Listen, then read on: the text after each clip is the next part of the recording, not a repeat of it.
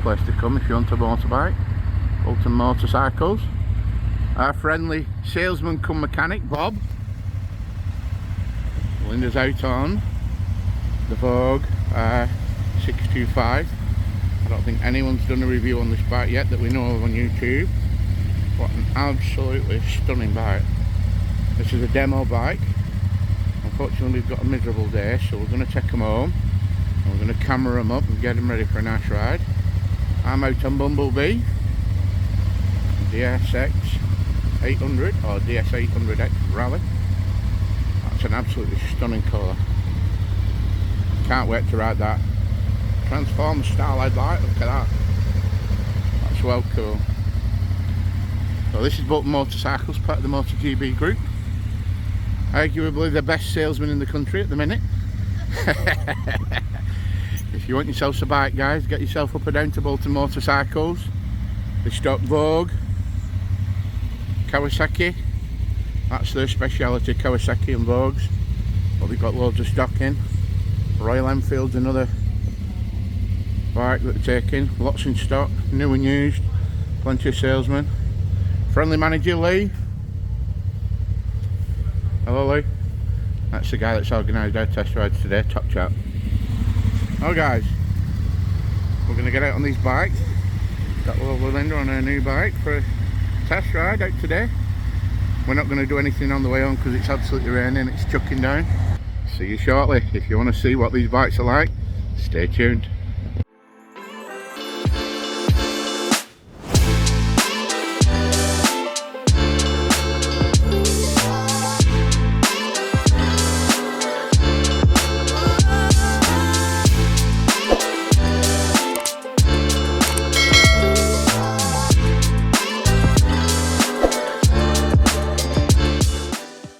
Good afternoon YouTubers, welcome back to the channel. You join me, ride with us today out on the Vogue DS800 or DS800X. I've got my lovely wife behind me on the R625. We're going to do a review on that while we're out today as well. I believe that may be the first UK review and demo of that bike. We've been kindly lent these bikes today by Bolton Motorcycles. Thank you very much to Lee, the manager, and Bob, the salesman, for arranging us for a demo. We've got these all weekend. It's not just for a day, we've got these the whole weekend. Take them back Monday afternoon. We're going to do a full review on them, a ride review, a walk around on both bikes. Both of these will be up on our channel shortly, and Linda's starting a new channel which is called Ride With Me, so that'll be up on Linda's channel as well. We've got a double mic on Linda so that she can talk to her camera and us at the same time and we get it all come through. If you're interested in any of those reviews, please take a look. Don't forget to like and subscribe, and catch up with you later. Bye. Welcome back YouTube. Welcome back to the channel. We've got the Vogue DSX, or DS800X I should say, out on review today. We've got this bike for 2 or 3 days. I know in the last video I said I preferred the white and blue one, but I'll be honest with you, the more I walk around this, the more I look at it, the more I like it. I'm going to move the bike in a minute and show you the headlight. It definitely looks like some kind of transformer. The colour's nice. Probably STRs, I believe, not SRT, as I said in the last video. Exhaust sounds nice. I like this faux carbon look. Simulated carbon looks nice. Nice little engine protectors on there. Comes with the crash bars and spotlights. I'll turn the bike on now so you can see the headlight. Looks like some kind of transformer. Are we in gear? Let me check, make sure we're not in gear. Yes, we're in gear. Put it in neutral.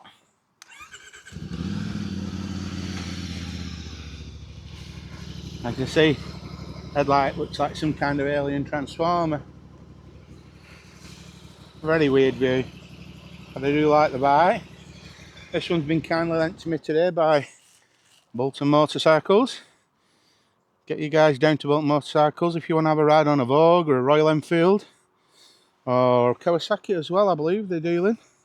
Go and see Lee there, the manager, or go and see Bob, the salesman. I showed him earlier on in the video. Can't knock this bike. We've also got with us today the Vogue R625. As you both know, we've got the DS625, me and the missus. This is the road version of the bike. 17-inch rims front and back. I'll put the sizes on after. I think it's a 150/17 on the back, and either a 110 or a 120 on the front. Both 17-inch rims. Quite a nice looking bike. Very KTM-ish style headlight at the front. But Linda's left it in gear as well. We left it in gear, love. Nice dash. It's quite tidy. Are we in gear? Yes, we're in gear.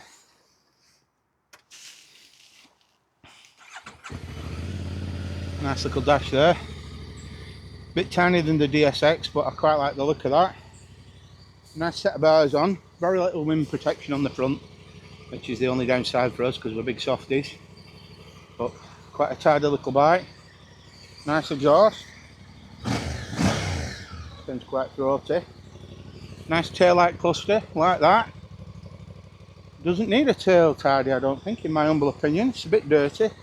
We've been for a bit of a ride, so again, from Bolton Motorcycles. Look at that, 20 mile an hour in fourth gear. I am. Chug, chug, chug, wind it on. I got a little bit of thump, then felt a little bit of thump as I wound it on. But there's no snatch in sports mode. When you roll on, there's no bottom end snatch. I mean, yeah, it kicks, but you'd expect it to. Picks up on both. You can definitely feel the throttle, the engine pumping, pulsing. It's not unpleasant. Sport mode. Well, mine's in sport mode now. Mine's not. It's actually smoother, Linda. Is that? Yeah, it is, yeah. Well, this is. Oh. This is smoother. I'll see if it dries up and I might chance it. Yeah. It doesn't, when you're at the bottom end and you shut off like that now and you come back onto the throttle, in sports mode it's a little bit smoother for some reason. I'd expect it to be more fierce, but where it does pick up is like here now when you give it an handful. Sports mode kicks in there mid-range on this. Well, this one picks up no matter what you do. Because it's a lightweight, that's why. Yeah. Got some power, got some torque. I'm on in third. Oh, I'm in fifth. Fourth, me.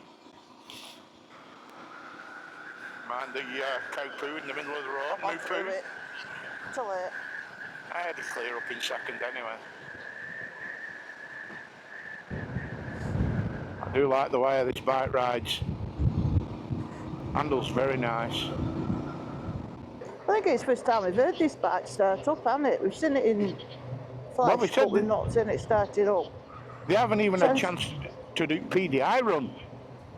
It's only done 2 miles when you picked it up. 7. 7. Nationals! Is that first one on it? No one's been on. That's just 4,500 revs in a gear. 5,000 revs, that. 75. Oh, crap. Whoa. Yeah, that picks up really quick. That's got some poke in it. Picks up really nice, not even trying there.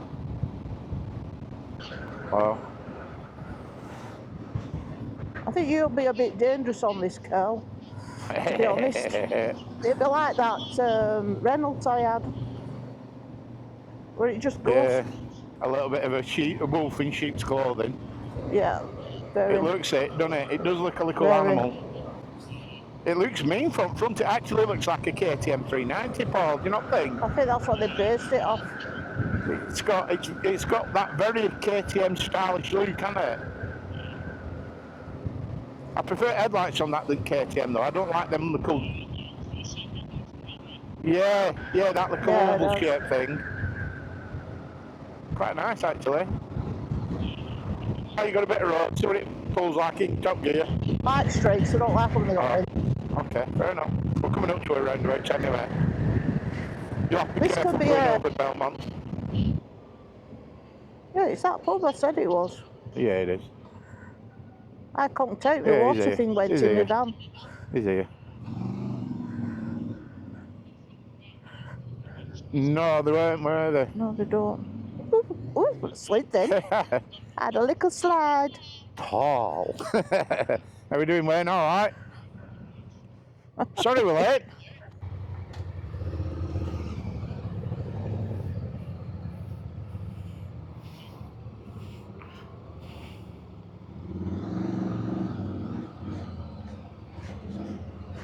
clear.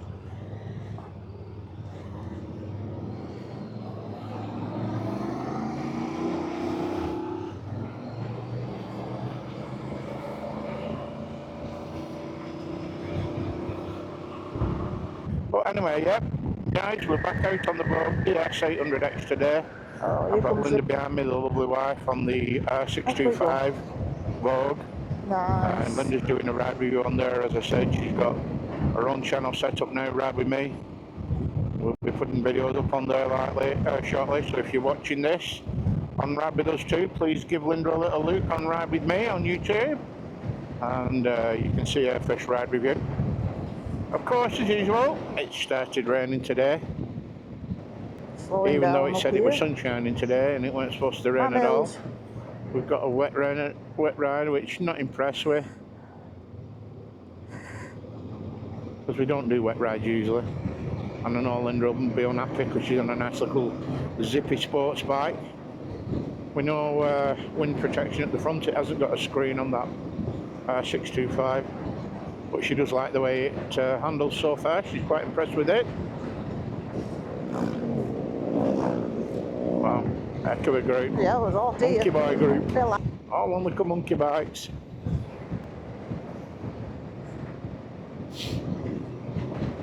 Usually a stunning view from here. When you come down, the weather's usually absolutely amazing. You get an awesome view from there.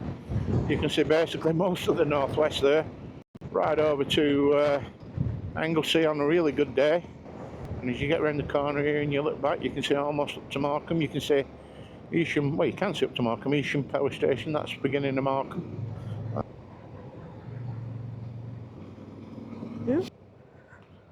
They were clear. Not off a push bike rider there, must be a little scooter boy or something, or a young biker. But yeah, nice pleasant bike. I like the way it rides.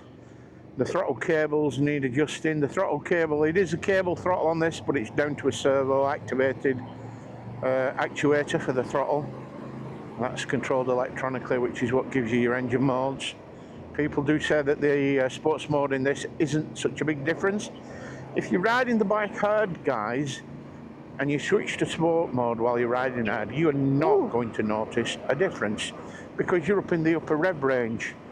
What it does is it makes it pick up better from lower revs, and it makes it pick up sharper and quicker. But if you're already at the top end of the acceleration rate, you're not really going to feel that acceleration, are you? So no, if you're doing that, you won't feel a difference in sport mode. If you put it from normal mode to I am now normal, give it an out full, she picks up quick. If you hit sport mode, roll off the throttle, let it switch, and now try it. It's smoother and it picks up a lot better. I think the sports mode has got a steeper throttle curve at the bottom end of the throttle, and at the top end of the throttle, like now above 4,000 revs, it seems smoother to me. Seems like it's not a linear curve. The throttle curve in normal mode is very linear. In this, the bottom, just over half, maybe bottom third, is a lot quicker to pick up.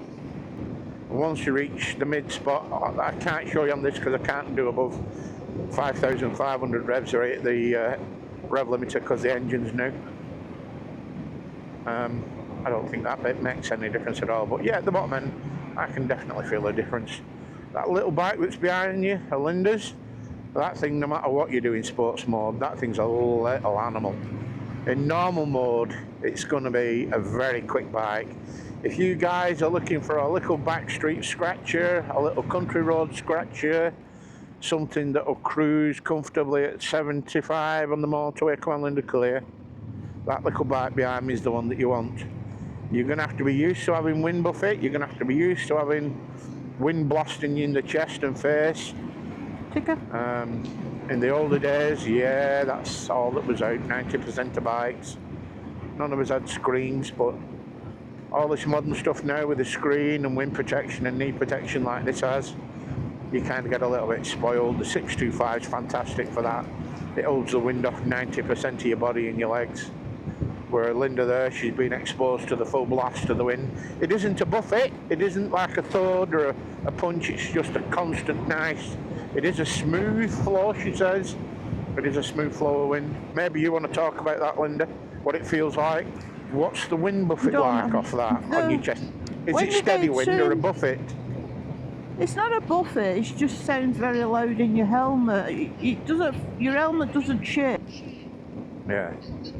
But if you're doing over 50, your helmet will start lifting a little bit. So it's more like a constant wind pressure other than like a thud, thud, thud, thud, thud thing. Yeah, it's not your head's not shaking or anything like that. You know, like when you can get in the wind and it moves your head. Yeah. So it's not a turbulent. It's not a turbulent airflow. It's smooth. Yeah. Yeah. Hear it through your helmet. And mine's a quiet helmet anyway. Yeah, but if you shut your visor, it's not as bad. But I don't like particularly riding with my visor down because I feel like I'm suffocating. Neither of us do, to be honest with you. I have mine cracked open and I always feel like I'm like Darth Vader. We're going to let Linda do a little bit of a chat, clear after this one, Linda. Right, over to you. Final thoughts on the bike? I do love it. If I were younger, I would get it. But I've been spoke with the adventure bike. I do like the mods and cons with the adventure bike, but this has been a fun. A few times I've had it sport mode. It has got me tickling, laughing about it. It has been fun, and I will miss it. But I must admit, it's my second time on it now, and I'm more confident. It was wet like this. I was a bit, oh, it's wet. Got new tyres, might slide. But there has been a couple of times when I've gone on a little bit of gravel or a twig and it has slid a little bit, but it's nothing out of what you can't control. But on that, it picks up well.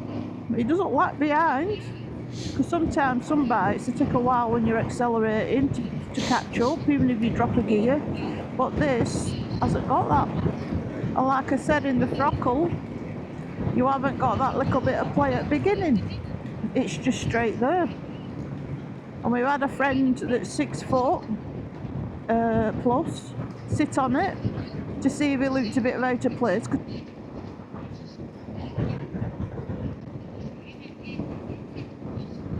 It looked quite like it was built for.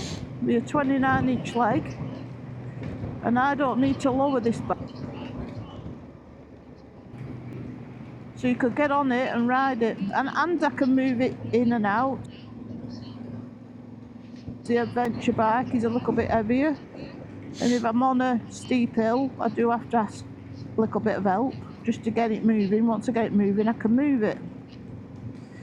But apart from that, it's a really good bike. I can't knock it. There's no faults on it. There's no stuttering. Obviously, going into second a couple of times the other day, I did miss it, but I think that was my fault, not pulling the clutch in enough. But on slow, it's lovely. You know what I mean? It's nothing where you're thinking, oh God, I have to do that. But when you're going into corners, because I'm used to the bike automatically flowing in the corners, this you will have to look a little bit, not a lot. But it's like you say, which bike you're used to, an adventure, a sport, a naked or whatever. What you're used to driving. But I can't knock this little bike. It's better than the Triumph Speed 400, I will admit that. Yeah, definitely. It is better. I have rode the 400 the 400 speed bike. I did like that bike. I was going to buy it, to be honest, but I must admit, this bike is a lot smoother and more better. So, what about 5 cons? 5 things that you would change, or 5 things that you dislike? The mirrors. For one. Mirrors is definitely a con, I agree with that one. And the side stand, at first I couldn't find it. Yeah, it's that's not, it's not the side stand, it's the actual bar that you use in it for your foot. Yeah. The bar that you put your foot on to bring the side stand down. You have to pull it down. I couldn't find it. I was struggling with that. You have Anything to else? move a little bit off the bike to pull it down, but that can be altered if you want it altering. To be honest, I think them are the only two things I would change, and put a screen on. Yeah, so Stop that bit of buffering. yeah, fly screen, it's not really a con, but it's definitely something that you would like to have, No, just to take a bit of wind off you. The side Just stand for is you. definitely something that needs altering. You can buy little extension feet that go on the end of the bit that you put your heel on to put it down, and it is in a bad place. I definitely agree that is definitely a con. Definitely a con. I can't think. Oh, maybe fender extenders front and back to keep a little bit more of extra mud off the bike. Yeah. Other But than you that, noticed that I didn't. yeah. What about Well, good to be honest things? with you, I'm not Things that you well, the radiator is. You'll see when you stop. The radiator is right. really dirty. What about 5 good things that you really like that are better than the 625 DSX or as good as? It's a lot easier to use. Like setting off, it's a lot smoother in the clutch. Yeah. It's very fast of accelerating, but like I say, I've not tried the sport mode on mine, so I can't comment on that on the 625. You have. Yeah. It's a very comfy seat. Like you say, I've drove around on it for ages. I've not even felt it hurting or anything or uncomfortable. I thought I might have struggled with the handle of it because obviously you feel like you're sloping forward. But I've not had any aches and pains or anything like that in my arms because I'm slouched forward. At my age, I'm not as flexible as any younger ones. I mean, it is a sports bike, so you are in a slightly sportier position than the DSX, aren't you? It's just that you're open a bit to the more weathers like now. A bit exposed to the wind and the rain. Yeah. So But you wear on any bike, it's through your screen. I like the screen layout better than the DSX, although that's only a 5-inch screen where I was in 7. I like the way that's laid out. Yeah. It's good at telling you what gear you're in and that. If they'd have put the Vogue DSX screen on, which is a 7-inch screen, on that bike, but not use the Vogue DSX layout, use the layout that's on there, because the layout on there looks really neat. It's really nice, it's really clean, isn't it? Yeah. But other than that, and for me, I'm struggling to find... to be honest, but it's only a small screen. Yeah, it is 5-inch, so... I haven't gone through the memory on it to find out what you know what's on it. It's basically, I did to the day when it were raining, and it's basically the same as ours. It just laid out a lot better. For me on this bike, pros and cons, there isn't really any cons if I'm honest with you. When I first picked it up, when I first picked this bike up though, this 800, I thought that the Pirelli STR knobblies, and they are knobbly, I thought that would have been a con for this bike for me because I'm not really going to use this bike off-road. I'll be honest with you, after riding the other one for 8 hours and riding this for, I don't know, 2.5 days, I forget that I've got the knobblies on. I find I'm throwing this round like I do my 625. I will admit my 625 handles better than this, but I think that's down to it having an 80-20 on instead of a 60-40 split tyre, so it is more road focused, and the fact that it's got a 110 on the front and a 150 on the back, and the 17 and 19 inch rims, it makes it a little bit sharper. We've lowered the bike and customised the suspension settings to suit our body weight, so that bike, even though it's a adventure type sports tour adventure, we can throw that thing around like a little race bike, like a little sports bike like that one behind us. On this, I was scared of the knobblies. I've got used to that. I didn't like the fact that it was a 90, but I'll be honest with you now, they're not cons anymore, so you can put a cross back through that. Mirrors maybe could do with having extensions on. On the 625, you only maybe have 15 to maybe 20% loss to your arms appearing on your screen in your mirrors. On this bike, it's more like a third, so there is There is quite a big chunk of mirror lost on this to your elbows. I know that's on most bikes unless you've got bare ends, and I know these are safety mirrors, so if you fall over, this little bit here, as you can see, is a rotary thing with a friction pad in. You can tighten and loosen, and if you bang it, the mirror is supposed to move up this way and cant towards the centre of the bike. You can pull it manually as well for off-road. That's supposed to stop them damaging. That is maybe a little tiny con. Portrait dash on this, I really like this dash. I really like this dash. Very clear in the dark colours. I actually like the fact that it's a standard key and not a fancy push button electronic key. It doesn't give you the chance of losing it out of your pocket while you're riding. If you fire the 900 up and the key's in your pocket and you forget to zip your pocket up and ride off, and it falls out, the moment you stop, you're never going to start that bike. This bike won't start up unless the key's in the ignition and turned, so you can't really lose it. That's a bit of a bonus for me, and I suppose that's not a con because that's a matter of taste. I'm struggling to find any cons, if I'm honest with you. If you were spoiled in a spoiled world, I would have liked cruise control. This bike is going to be a big touring bike. I've no doubt next year you're going to see a lot of YouTubers using this bike for big tours abroad. I think that really should have been included. I would pay extra to have that on. The quick shifter blipper's nice. You kind of become a bit lazy. You get used to it and it makes you lazy. That would have been nice. And I wouldn't have minded paying for that as an upgrade. Self-cancelling indicators on any bike, maybe, you know what I mean, but none of them are really cons. I mean, I can't, well, yeah, I'll tell you what, I have got a con, the C-Type 850, because I'm 5'7" and got a 30 and 3/4, 31 inch inseam.